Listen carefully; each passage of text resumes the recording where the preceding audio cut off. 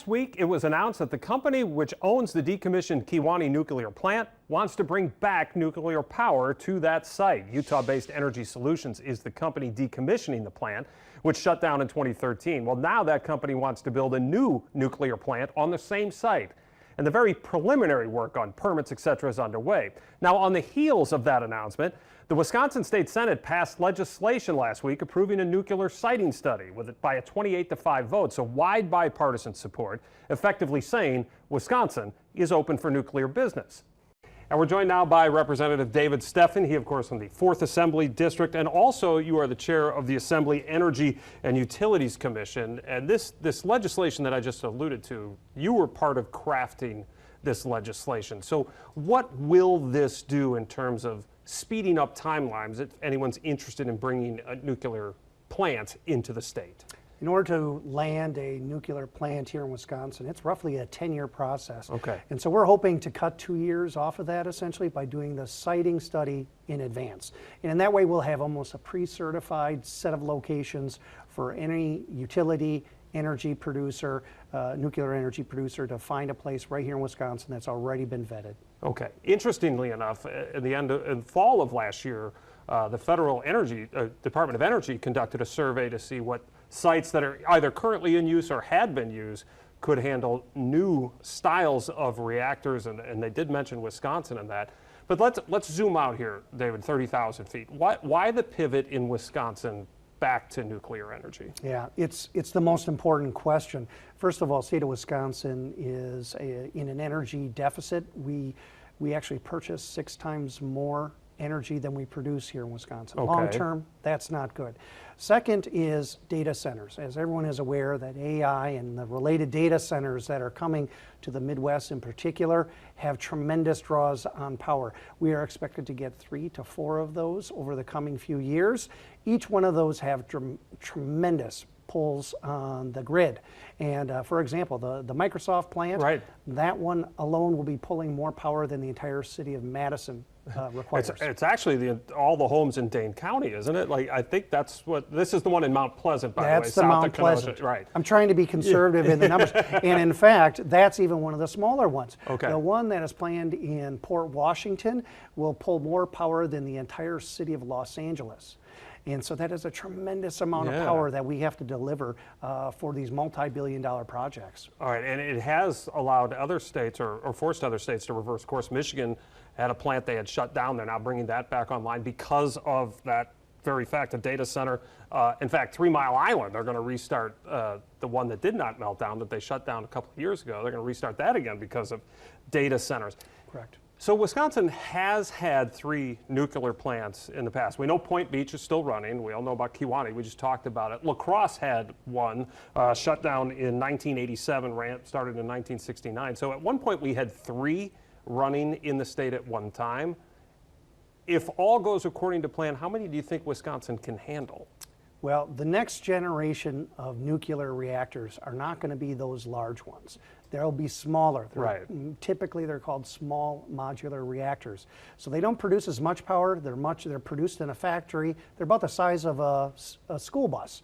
And they'll be put in at different locations. Often they can be put on site for a large user, for example, a paper mill, a factory, a foundry. Okay. But the ones that we're looking at in Kewaunee would be a series of those. Most likely that would be the plan that Energy Solutions would be going for. So it is a daisy chain set of smaller reactors that are, again, built in a factory, shipped by truck, and made to link together to create the load that's needed. Okay, interesting. So what does that do to that timeline? Because if you go back and look at when La Crosse was constructed, or Point Beach, or Kewaunee, I mean, this took years and years and years. It also takes years and years and years to decommission that. These smaller reactors can be up and running how quickly? Well, because if those data centers are coming, you're going to need it. Yeah. So 5 years. Okay. So we can be accelerating that process. Now they still need to have all the same safety standards and the prep work of the actual location. But unlike the massive facilities, massive plants that we remember, kind of our parents and grandparents, the dome towers, the dome type, the big cooling towers. That's not the future. Instead of creating airports, we're going to be having airplanes. And so having small reactors that provide the energy that's necessary with all the customization and large-scale impact. What can the state do in terms of, you mentioned it still has to go through and have all the safety concerns, all the permits, all the regulatory checks and balances and things like that. Can the state help facilitate that, perhaps to even speed up the timeline even quicker? Well, the bill that we're hoping to get to the governor in the next month here is part of that. Okay. If we're able to take 2 years off the time frame for getting a plant here, that saves the utility, the producer a lot of money, a lot of time to get their product in.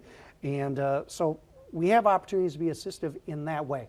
Now, we can also look at different things to give them energy credits and that sort of thing, but I'd rather just start by clearing away some of the regulatory underbrush so that they have a clear path, an easy path to provide that power for the people and businesses of Wisconsin. Where does the state stand in relation to our neighboring states with this kind of legislation, saying, you know what, our doors are open for nuclear business, come on in, because it likely will be a competitive arena? We'll be in the top 3 in the nation.